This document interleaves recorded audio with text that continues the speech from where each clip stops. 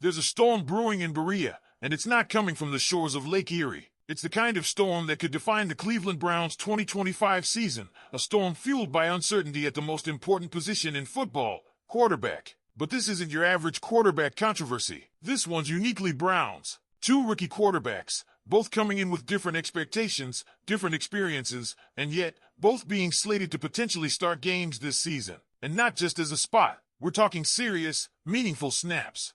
But first, make sure to hit that like button. Let's get to it. The Browns front office did what many of us didn't see coming. They selected Dillon Gabriel in the 3rd round, and then just 2 rounds later, doubled down with Shedeur Sanders in the 5th. On paper, it looked like a move aimed at depth, perhaps development. But ESPN's latest projections flipped that narrative on its head, and Browns Nation, you better buckle up for this one. According to ESPN, both Gabriel and Sanders are projected to start in 2025. Not just once or twice. Not mop-up duty. We're talking about Dillon Gabriel starting 5 games and Shedeur Sanders starting 4. 9 games between them. Think about that. Nearly 10 games in the hands of 2 rookies, one drafted in the 3rd round, the other in the 5th. And the question that every Browns fan is asking right now is, how? What is going on with Joe Flacco and Kenny Pickett? The report makes it clear, this isn't some speculative injury scenario. This is based on performance, on the very real uncertainty surrounding the veteran quarterbacks on the roster. The idea of rotating rookie quarterbacks feels almost insane. Imagine this scenario: Flacco starts week 1, struggles, and by week 5 the keys are handed over to Gabriel. He gets a few starts, things get rocky, and by week 10, it's Shedeur's turn to run the offense. Anywhere else in the NFL, this would sound like absolute chaos, a front office disaster waiting to happen. But then you remember, this is the Cleveland Browns. It feels wild. But it also feels familiar. This franchise has made an art form out of quarterback instability. We don't have to reach too far back into the memory banks to find examples of QB rooms spinning like roulette wheels. But let's pull back for a second. ESPN's Mike Clay, who published this analysis, isn't just throwing darts. He backed his projections with some serious data. From 2011 to 2024, 81% of first-round quarterbacks became starters by week 10 of their rookie year. Almost half started week 1.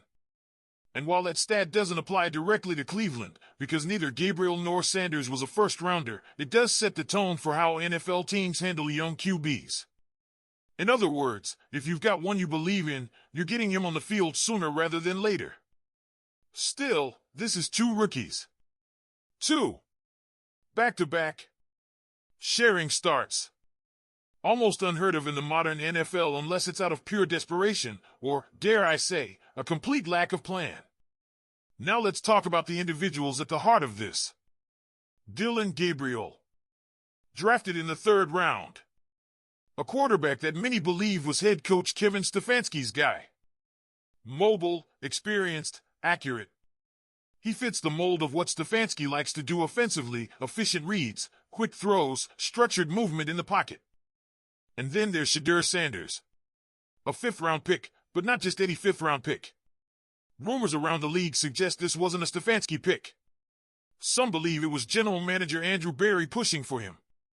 Others think ownership, specifically the Haslams, had a heavy hand in getting Shedeur into the building. Either way, it adds a layer of complexity to the competition. Is this a coaching staff fully aligned with the front office? Or are we already seeing the cracks that have plagued this franchise for years? When ESPN dropped the numbers, Gabriel at 2,200 passing yards with 5 touchdowns over his 5 projected starts, it was the kind of projection that made fans scratch their heads. It's not mind-blowing production, but it's solid for a rookie with limited action. Then there's Shedeur, right behind him with 4 starts. The stat lines don't really matter here. What matters is the message: both are expected to play real snaps in 2025. At first glance, it feels absurd. Why draft Gabriel in the 3rd round, give him the job, and then pull him for Sanders, a guy you value 2 rounds lower? But again, this is Cleveland. It's the Browns. And if there's any organization that might stumble into a rookie rotation out of equal parts chaos and optimism, it's this one. And let's not forget about the veterans in this room. Joe Flacco, Super Bowl MVP, playoff hero just months ago, he's still here. But the whispers are getting louder. Can his arm hold up for a full season? Does he have the mobility to survive behind a line that, while solid, has its moments of inconsistency? And Kenny Pickett, the former Steeler now donning orange and brown. Is he a backup? A bridge? A forgotten man in a room that's growing more crowded by the day? But wait, because the rookie madness doesn't stop at quarterback. Enter Quentin Judkins. The running back many fans are already penciling in as the future of the Browns' backfield. ESPN's projection? 922 rushing yards on 211 carries. 6 touchdowns. Modest by some standards, but when you dig into the data, it paints a clearer picture. Since 2011, only 13 running backs taken in rounds 2 or 3 have eclipsed 800 yards in their rookie season. Kareem Hunt did it. Jonathan Taylor did it. Le'Veon Bell, Miles Sanders, J.K. Dobbins, names that aren't just good, they're foundational backs for their teams. If Judkins hits 922 yards, he joins a very exclusive club. But here's the kicker, this is a committee backfield. Nick Chubb's future is still uncertain after his injury. Jerome Ford is waiting in the wings. And Judkins isn't walking into a guaranteed 20 carry per game role. If anything, ESPN's projection suggests that Judkins is going to be heavily involved, even if the room is crowded. It also tells you something about the way this offense might look in 2025. A Brown-heavy attack, paired with a quarterback room in flux. It's either a recipe for disaster, or for the kind of underdog magic that Browns fans live for. And let's be real, this is the Cleveland Browns. Nothing ever goes according to script. If you told me today that Judkins would finish the year as the team's leading rusher, Gabriel starts week 1, and by week 10 we're seeing Shedeur take snaps, I wouldn't even blink. That's just life as a Browns fan. And now the question falls to you, who do you believe should start more games in 2025? Are you team Dillon Gabriel? Or are you riding with Shedeur Sanders? Drop the jersey number in the comments, 5 for Gabriel, 12 for Sanders. I'm watching those comments closely because, let's be honest, this might be one of the wildest QB competitions this franchise has ever seen. And the madness doesn't stop there. This entire scenario paints a picture of a franchise standing at a crossroads, balancing between the stability of veteran leadership and the electric, unpredictable promise of youth. The front office dynamics, the coaching decisions, the ownership influence, it's all culminating into what could either be a turning point or yet another chapter in the storied chaos that is being a Browns fan. Think about the identity crisis this team could face. If Kevin Stefanski leans into Gabriel, it signals trust in his own evaluation and his offensive system. But if the front office starts whispering for Shedeur, things could get political, fast.